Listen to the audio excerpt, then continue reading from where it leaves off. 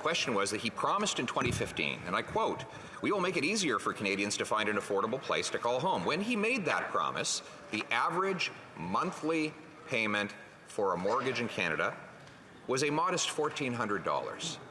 What is it today? Right Honourable Prime Minister.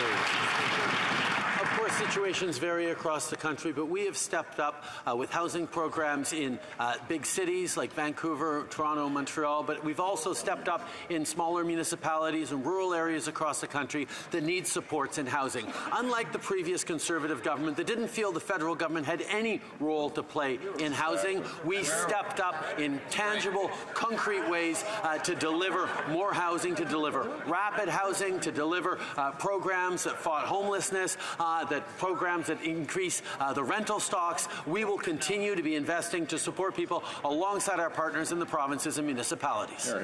Leader of the Opposition. He wants to compare with the Conservative record. I gave him a chance. I told him when the Conservatives left office, the average monthly payment on a new house was $1,400. I asked him to tell us what it is today. Either he doesn't know or he's too afraid to admit, but it's gone up to over $3,100. That's over a 100% increase.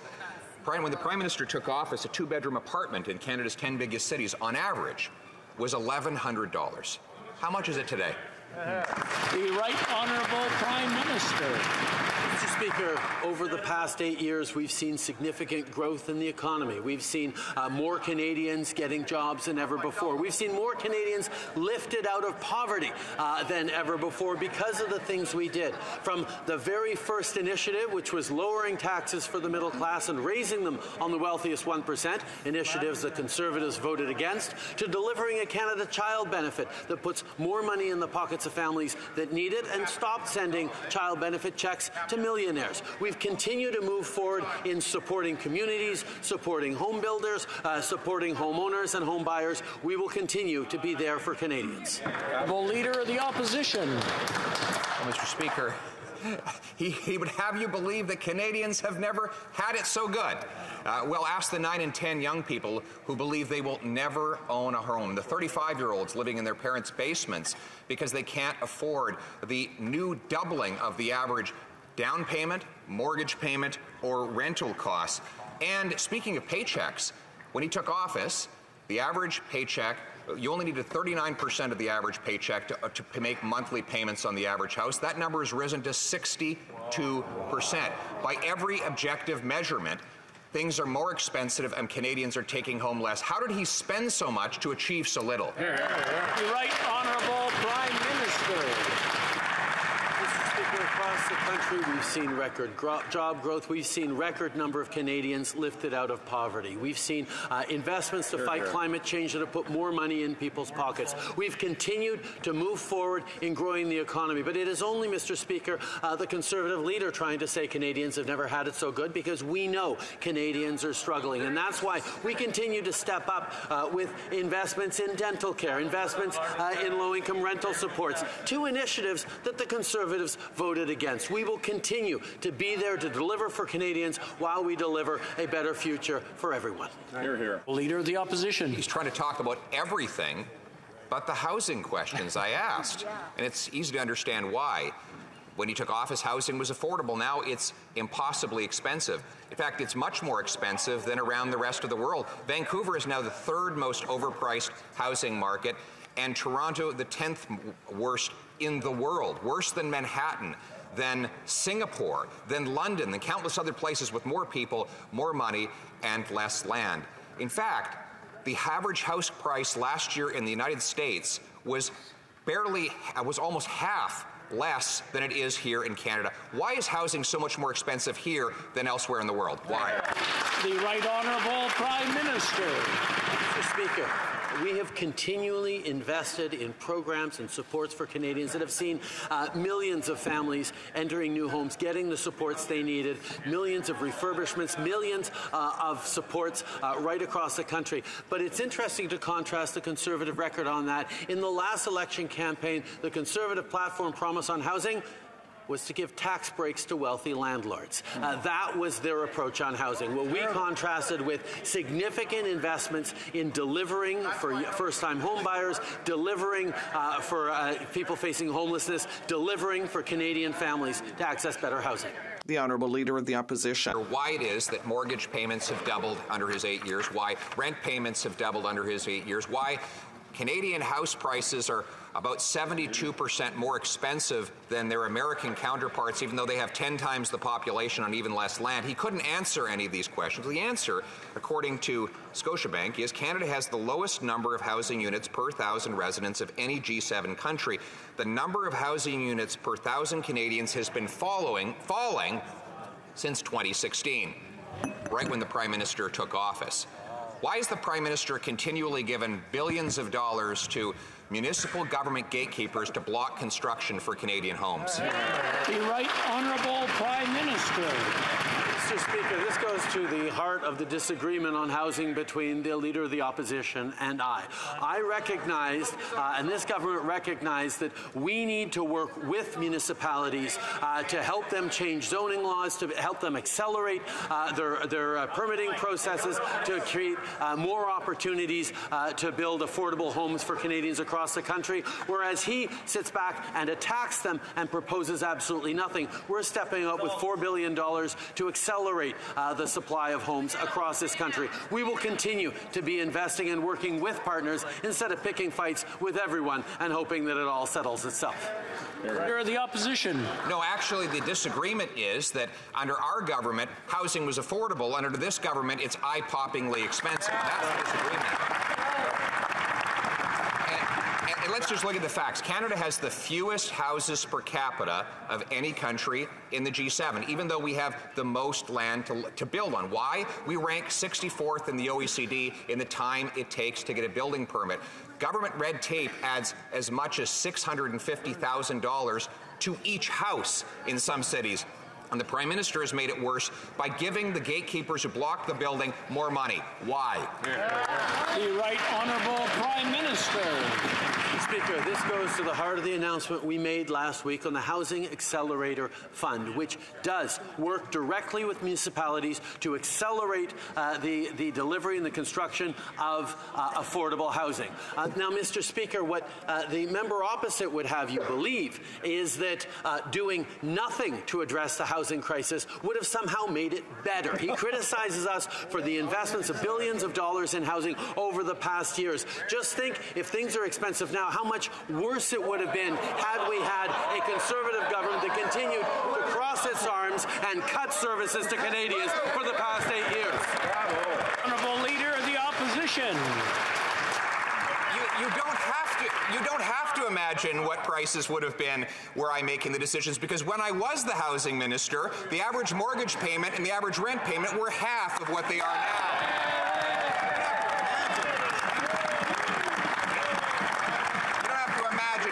History. Now, his solution is to continue to send billions of dollars. He spent $89 billion on housing affordability to double mortgage payments, double rental costs, double the needed down payment. How did he spend so much to achieve so little? The Right Honourable Prime Minister. Next thing, the member opposite's going to complain that housing prices are higher today than they were in my father's time as Prime Minister. Mr. Speaker, we are going to continue to invest in Canadians and recognize that while we grow the economy, I'm going to have to interrupt the Right Honourable Prime Minister. I'm having a hard time hearing the answer, and I'm sure other people are.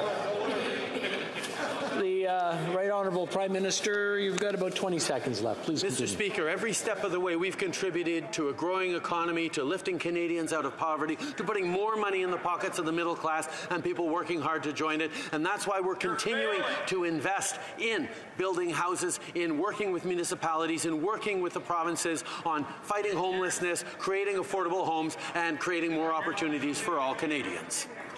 Honourable Leader of the Opposition. You know, when you look at his promise to make it easier for Canadians to get a home, and since that time, the payments have actually doubled. You listen to him rattle off the billions he's spent to achieve that failure. He kind of reminds you of that shady contractor who promises you that he'll build you a brand new home, but the cost just keeps going up and up and up, and the house never actually gets built, Mr. Speaker. And that is exactly where young people are today, stuck in their parents' basements, their dreams crushed because they can't get themselves a home and start a family.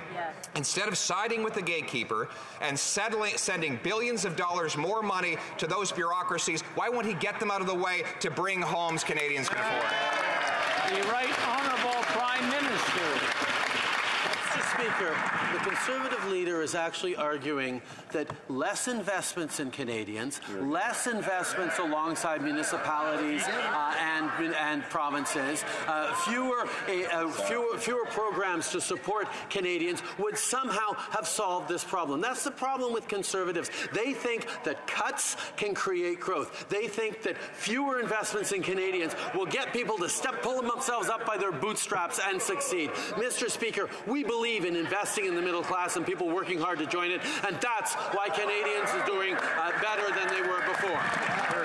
The Honourable Leader of the Opposition. In other words, we should forgive him for failing because he fails expensively. You know, Mr. Speaker, what we propose is actually to incentivize home building. Why doesn't the government link the number of federal infrastructure dollars a big city gets to the number of houses that actually get completed? That would incentivize them to get the gatekeepers out of the way. We could bring in penalties for big city bureaucrats that block construction and boost infrastructure dollars for those that get out of the way. Why won't he pay for results instead of paying for failure? Honourable Prime Minister.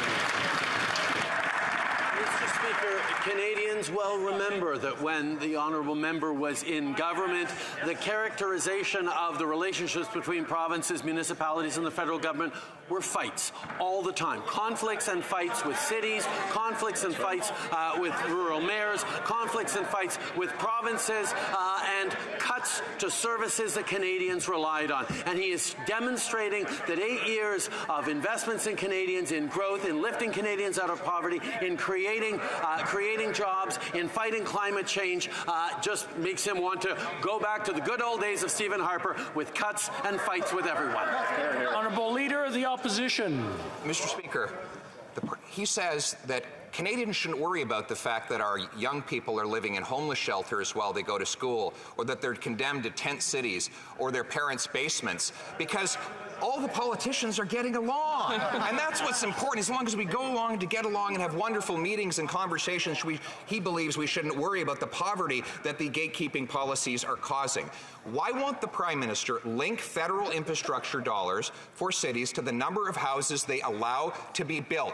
Right. Find those gatekeepers who block and bonus those that build so that we can have more affordable homes for our young people. The Right Honourable Prime Minister. The member opposite wants to talk about poverty. Let's talk about poverty. The very first thing he did after we became government was vote against a tax hike on the wealthiest so we could lower them for the middle class. He then voted against a Canada Child Benefit that has lifted hundreds of thousands of kids out of poverty.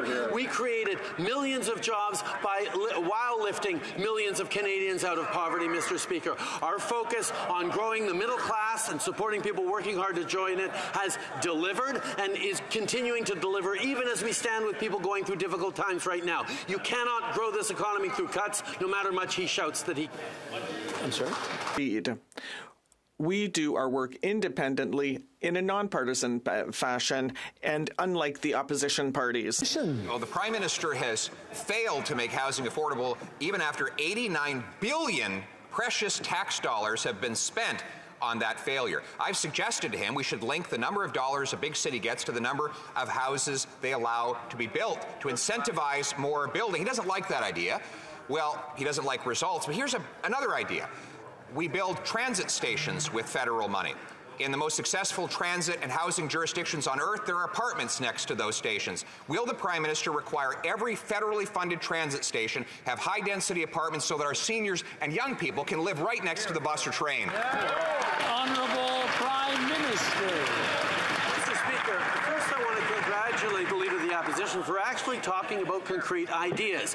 For a long time, his only recommendation to help Canadians was invest in Bitcoin. That'll help you avoid inflation. But now he's talking about credible opportunities to help Canadians. What's nice, though, Mr. Speaker, is the idea of density around transit hubs is something that we're already moving forward on and have invested in over the past few years. We know how important is that. But I will remind the member opposite that in order to invest in density around transit hubs, one has to invest in public transit, which his government never did, which we have continued to do to record levels. Of the opposition. The difference is, like housing, we actually got it built. And what I'm proposing is not to dream about housing around transit, but to actually require every single federally funded transit station be pre-approved for high-density housing so our young people and our seniors can live right next to the bus and train. He doesn't like that idea. Well, how about this one? He's got 37,000 many of them largely empty buildings, big, ugly buildings. Why doesn't he sell off 15% of them so we can convert those into affordable housing for our young people? You're right, Honourable Prime Minister. Speaker, part of a question period and answer period needs to be taking yes for an answer. And I said yes. Not only do we like the idea of density around public transit spaces, we've been doing it for years. We've been putting it in our agreements with municipalities as we invest historic amounts in public transit. Now, the government, the former Conservative government, refused to invest in any infrastructure larger than a doorknob or an economic action plan sign. We're continuing to invest in significant public transit, including with a permanent public transit fund, something that the Conservatives have again campaigned against. We will continue to be there to invest in Canadians. The Honourable Leader of the Opposition.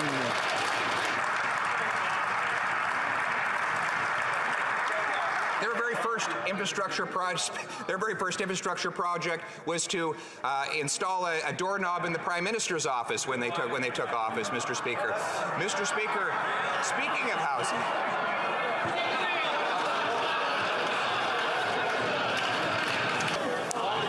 I'm sorry, Mr. Speaker, sometimes I even crack myself up here. Mr. Speaker, he is presiding over a 37,000 building empire. These big, ugly, and largely empty buildings. Why doesn't he sell off 15% of 6,000 buildings so that we can convert those buildings into affordable housing for our young people so that they can actually have a roof over their head and a place to call home? The Right Honourable Prime Minister.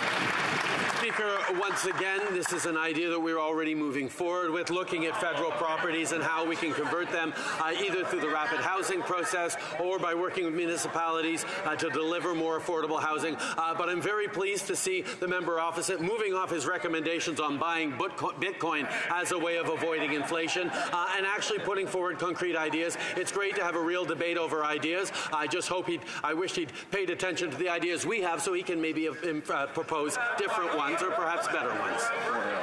The Honourable Leader of the Opposition. Mr. Speaker, the only ideas he's put forward on housing is to double the rent, double the mortgage costs, double down payments, and this is on the backs of hardworking Canadians who are paying more tax than ever. On April 1st, he wants to raise the cost of housing even more by increasing the cost of home heating, a monthly expense that goes with owning a home. This at a time when seniors are already making the heartbreaking decision between eating and heating. He wants to triple the carbon tax. Will he cancel his plan to raise taxes on our seniors, on our workers, on our farmers, and get his hands out of their pockets? The Right Honourable Prime Minister. Mr. Speaker, as of April, the places across the country that have the carbon backstop in place will receive more money.